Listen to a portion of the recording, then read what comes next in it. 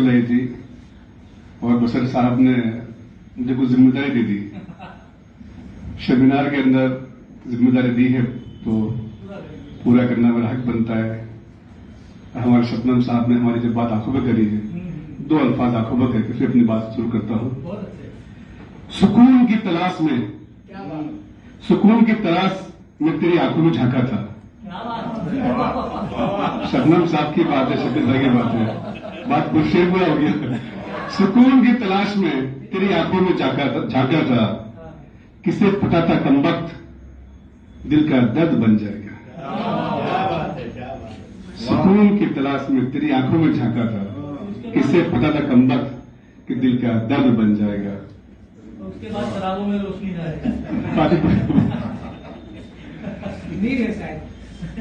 शाकी को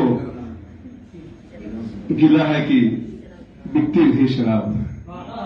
शाकी को अब मामला आंखों में इधर कहां से कहां पहुंचेगा, तो रुकना आप रुकना पड़ेगा फिर। शाकी को गिला है कि बिकती नहीं शराब, और एक तेरी आंखों में, और एक तेरी आंखें हैं होश में आने नहीं देती, और एक तेरी आंखें के होश में आने नहीं देती। खैर तो मैंने बसर भाई की बात थी तो उसको मैंने लगभग करा, बाकी मैं सिर्फ सुनने के अंदर मानता हूं, कहना मेरा काम नहीं, मेरा काम तो काम करने में मानता हूं। गुजरात उर्दू साहित्य अकादमी ने जो जिम्मेदारी आप लोगों की दुआ से दी है, गुज़िश्ता काफी सालों से उसमें अल्लाह मुझसे काम ले रहा है। आज 2 अक्टूबर का दिन, गांधी जयंती का दिन, देश की आजादी को जिन्होंने मुल्क हिंदुस्तान की एक रिवायत को जिंदा, सब साथ में मिलकर गंगा जमुना तहजीब को जिन्होंने जिंदा रखा, ऐसे महात्मा गांधी जी की जन्म जयंती 2 अक्टूबर को जिस आज ये जो सेमिनार किया गया है, इसका मौजू भी कुछ इसी तरह से अच्छा है। साइन इंडिया कल्चर अकादमी कर रही है, माली ताउन गुजरात उर्दू साहित्य अकादमी का है, और हिंदुस्तान में कव्वाली की रिवायत, जैसा शबनम साहब ने बताया कि एक जमाना था जब कव्वाली अपने उरूस पे थी, हुआ करती थी, लेकिन इसी गुजरात में, इसी अहमदाबाद में, इन्हीं अपने इलाकों में एक फसादी दौर चल रहा था जिसमें ये अपने गायब सी हो गई। लेकिन मैं बात आगे यहां से बढ़ाऊंगा कि आज जो सरकार आपके सामने पिछले गुज़िश्ता 20 साल से सबका साथ, सबका विकास और सबके साथ की जो बात कर रही है, वो सिर्फ बात नहीं कर रही, उस चीज की गवाही दे रही है कि 20 साल का जो बच्चा पैदा हुआ है उसको गुजरात में ही नहीं पता कि कर्फ्यू क्या होता है।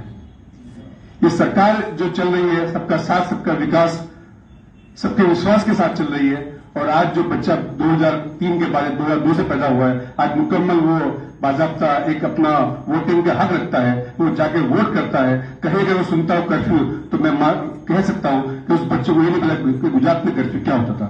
वही अहमदाबाद, वही गुजरात कि जहां 320 दिन में 200 दिन कर्फ्यू होता था, आज वही अहमदाबाद है जहां 20 साल से कर्फ्यू नहीं लगा। ये जो देन है, सिर्फ देन है, ये सबका साथ, सबका विश्वास, सबकी सलामती, कि सब समाज में जब भी विकास होगा, जब सलामती होगी, जब सुरक्षा होगी, जब हम सब पर एकता होगी, जब फसादा से दूर होगा, तभी हिंदुस्तान पूरे मुल्क के अंदर, पूरी दुनिया के अंदर अपना नाम रोशन कर पाएगा।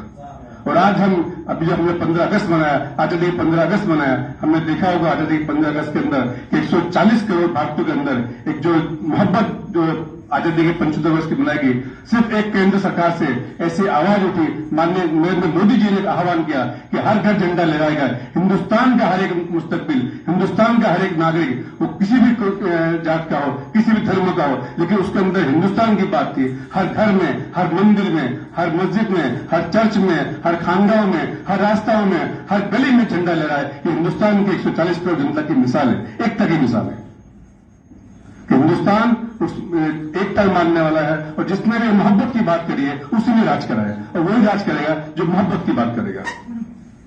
हिंदुस्तान की जो रिवायतें हैं वो मोहब्बत से राज करने में मानती है। तो आज हमारी जो सरकार चल रही है, सबका साथ, सबका विकास, सबके विश्वास के साथ में, सबको गंगा जमुना तेजी से चल रही है। और मुझे बड़ी खुशी की बात है, गुजरात उर्दू साहित्य अकादमी उर्दू के साथ पूरा इंसाफ कर रही है, और उसी इंसाफ के साथ में गुजरात उर्दू साहित्य अकादमी जिस तरीके से माली ताउन, जो आप सेमिनार, आप उर्दू को जिंदा करने के लिए आपके पास जो भी अपने मकाले होते हैं, सेमिनार हैं, मुशायरे हैं, कभी सम्मेलन में हैं, जिस तरीके से भी आप अपनी रजूआत रखते हैं, दरखास्त रखते हैं, वो इंशाअल्लाह आपकी हर महीने उसमें इजाफा हो रहा है। और आने वाले वक्त में सेमिनार और जो है मुशावरों के अंदर और इजाफा होगा। गुजरात सरकार और इसके अंदर जो है आपके साथ सारा मशाला खड़ी रहेगी। कव्वाली के दौर में कव्वाली के लिए काफी बातें हुई। सेमिनार में जो है जिसमें जो मुकाले पढ़े गए, एक रूह की गिज़ा भी कह सकते हैं कि जब खानगाहों में, दरगाहों में कव्वाली होती है, जो चंद नूरानी जो उतरती है, आदमी उसमें खो जाता है, उस कव्वाली का लुत्फ अलग होता है। बसर रिजवी साहब ने बताया कि आज जो फिल्मी दुनिया के अंदर कव्वाली का अपना एक उरूज रहा है, अपना एक मिसाल रही है, उसके अंदर उनकी बड़ी अपनी बात है। लेकिन बात वही है कि हम अपने माशरे में अगर हमें उस चीज को छोड़ के चले जाएंगे तो ये चीज किसी भी अगर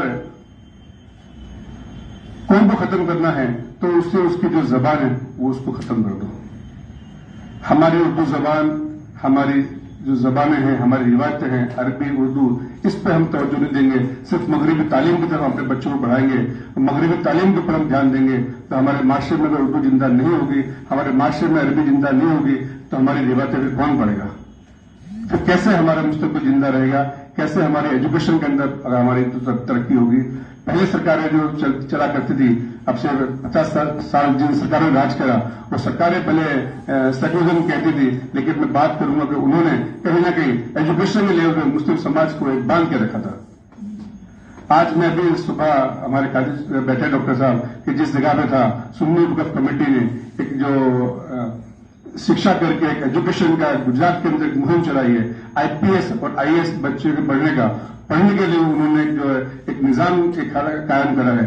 अब से 25 साल पहले, 50-20 साल पहले, 30 साल पहले ऐसा किसी में वो चीज नहीं थी, और जो गुजरात के अंदर इस चीज के अंदर काफी कमी दिखी जा रही थी। लेकिन मुझे आने वाले मुस्तकबिल में इंशाल्लाह आज 82 बच्चे आईपीएस और आईएएस की जो तैयारी कर रहे हैं, आने वाले हर सालों में हर पिछले जो है 7 बच्चे गुजरात से जो है आईपीएस और आईएएस के सिलेक्शन हुए, और इस बार 82 बच्चे जो है तालीम याफ्ता है। तो अगर हम इस तरीके से अपने कौम में अपनी फिक्र पैदा करेंगे, तो जिस तरह से हिंदुस्तान में हमारी आबादी 14% है, तो मैं चाहूंगा हर महकमे में, हर सरकारी महकमे में हम उस मुकाबले में खड़े रहें, उस गिनती में हम जो है अगर 50 ऑफिसर के बीच में हो तो उसमें कोई खान साहब भी हो, उसमें कोई अंसारी साहब भी हो, उसमें कोई शेख साहब भी हो, तभी इस कौम के साथ में, इस हिंदुस्तान में इंसाफ किया जाएगा।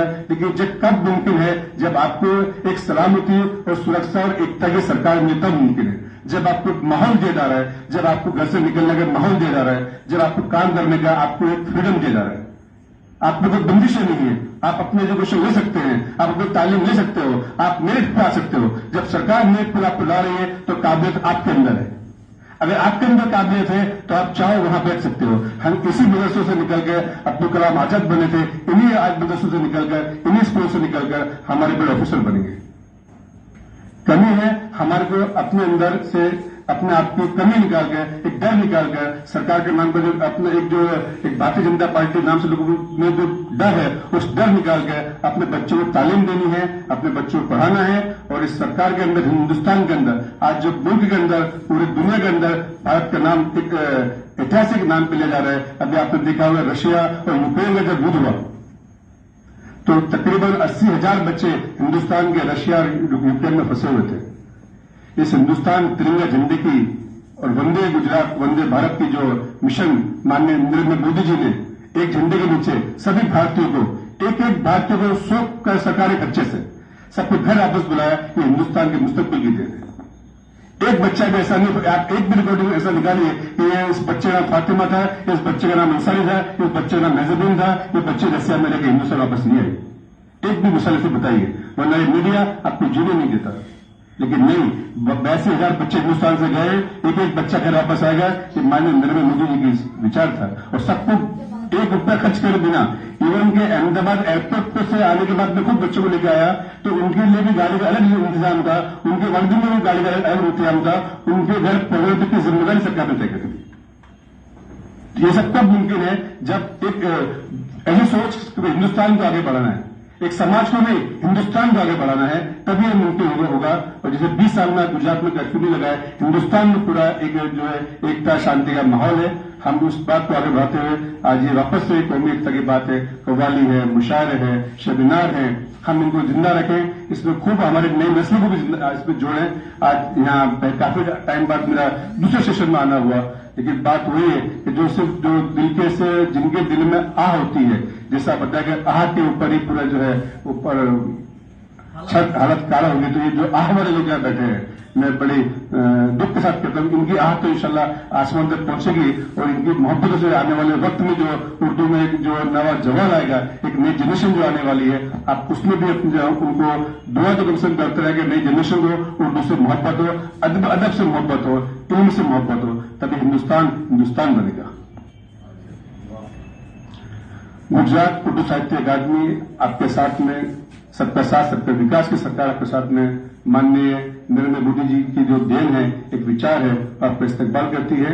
आप तमाम उर्दू से जुड़े हुए लोग हैं, कुछ भी उर्दू के लिए आपके पास में ऐसी कोई बात हो, आप हमारे सामने लाइए।